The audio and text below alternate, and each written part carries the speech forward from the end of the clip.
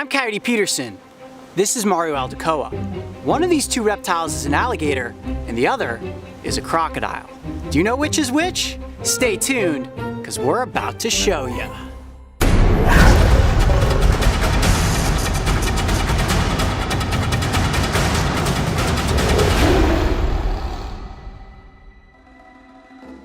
Welcome back, everyone.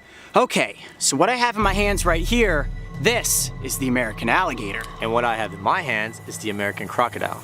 And right now we're in South Florida. And what's really awesome about this location is that this is the only place in the world where these two reptiles' territories overlap. However, catching these two animals was far easier said than done. Let's take a look at last night's catches. There's something right here. Where is it? Hold on, Right I don't there, see it. right I don't in see front it. of you. Stay right there. Let me see if I can get closer. I got a shot on him, so if you want to go for it. I got it. 1, 2, 3. I got it. Nice. I got it. Woo! Great grab. Woo! All right. Yes. Wow. Well, that right there is the first piece of the puzzle, the American crocodile.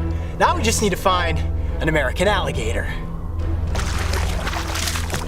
Got an alligator right there. Oh yeah. All right, full weight going into this. This is one of those things you don't think about it, you just do it. Ready? Yep. 1, 2. Got him. Got him. Woo! Woo! Just barely got right behind his neck. Watch your fingers. Here we go. Bringing him up. Wow.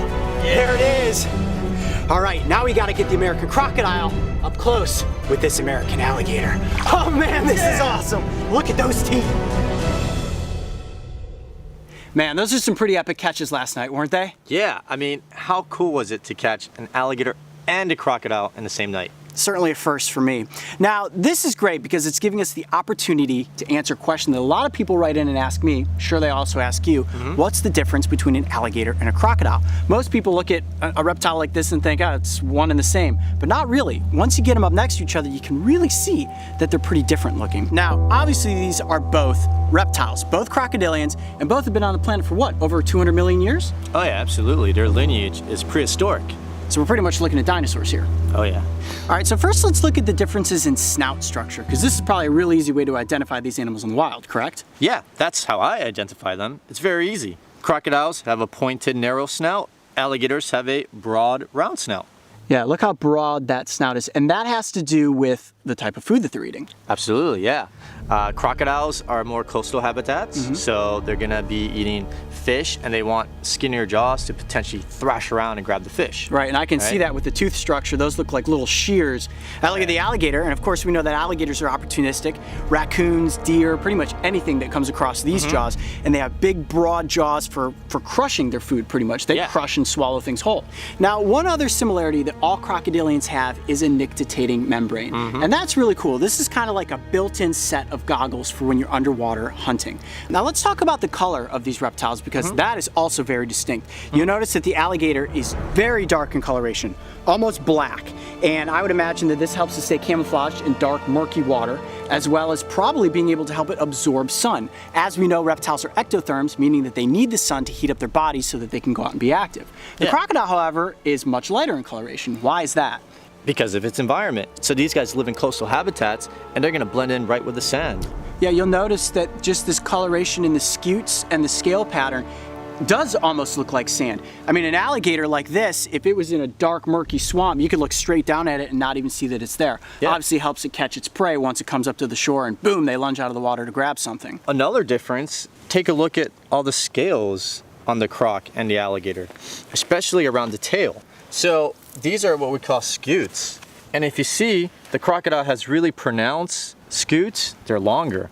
The alligator has shorter ones. And those scutes help them propel better through the water. Yeah, you can see that the alligator's tail is much more knobby in design, whereas the crocodile's tail, how about that for an explosion of power? Yeah, you really need to keep your hands locked on the neck of the alligator and its jaws so that he doesn't get my fingers in his mouth. But you could maybe see right there just how their tail can quickly whip around, and that is all muscle. This kind of leads to a really common question I get as well, and that is in their temperament. Crocodiles tend to have a very bad reputation. They are considered more dangerous than alligators. But that's not true here in Florida at all. American crocs are actually really shy animals. Alligators are a little bit more bold here in Florida because they're more common, and sometimes they're found in more residential areas. Right, so they're kind of accustomed to being around humans. But even still, in both of these instances, these animals are not out there looking to actually eat humans. Oftentimes, I know when it's an alligator attack, it's mistaken identity. Somebody that's swimming in the water, dark water specifically, you're thrashing around, you're going to seem like a wounded animal or a fish, and as an opportunistic feeder, and the alligator's going to go after you. Correct. Now, aside from the physical differences between these two crocodilians, there is something that you need to know that you can't physically see. The American crocodile is actually considered endangered here in South Florida, while the American alligator is just protected. Far more likely to come across one of these beasts than you are a crocodile. If you're out there in the wild and you see a slender snout, consider yourself lucky because it's probably a once in a lifetime. I'm Coyote Peterson. Be brave. Stay wild. We'll see you on the next adventure. You ready to let these two crocodilians go? Let's do it. See you later, alligator. In a while, crocodile.